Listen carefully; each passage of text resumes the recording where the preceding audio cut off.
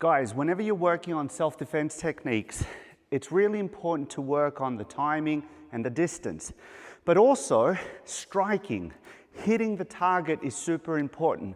Many times when we work on self-defense techniques, we actually forget to work on hitting and striking the target. So a really good way for you to start to develop that effectiveness, that explosiveness in your technique is actually doing some pad drills. So today I want to share with you 5 pad drills that you can work on with a training partner.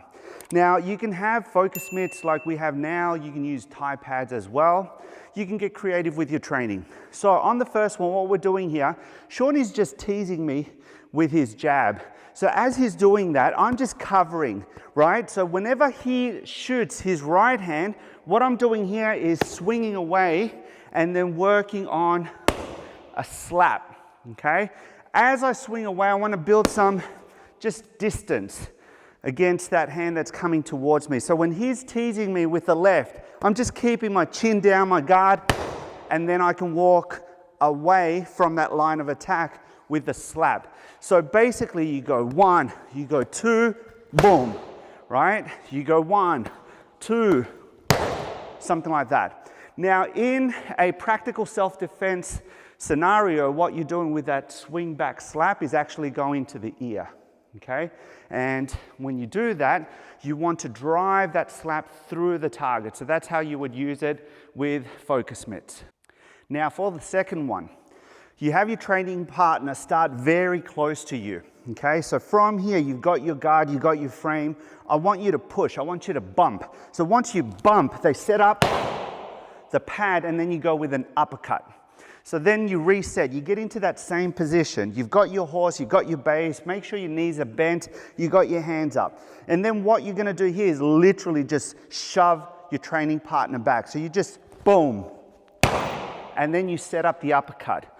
So Sean comes in nice and close, make sure that your partner also has a stable stance. So then from here, you just go 1, and you go with that uppercut.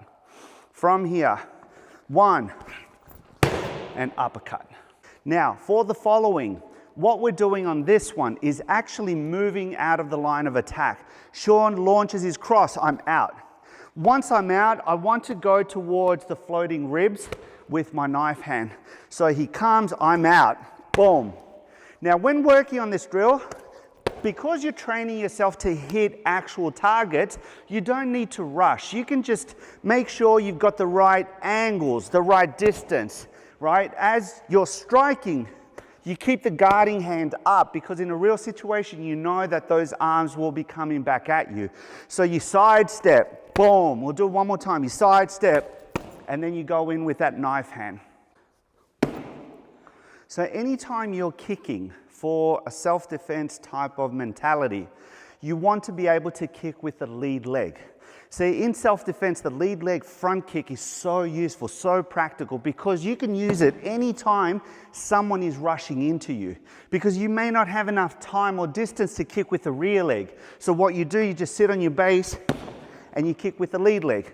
Now when doing this, you don't want to move the back leg. You don't want to go step kick, right? It's not a step kick because look, then already you have no room. So from the guard, it's just lift, just raise the knee, boom, and then kick. Now anytime you do this kick, make sure you're thrusting your hips.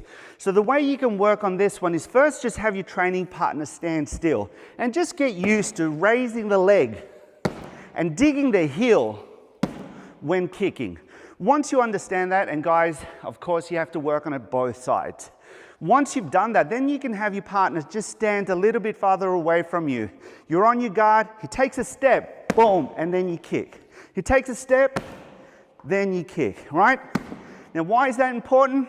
Because that way you work on rhythm, timing, and distance.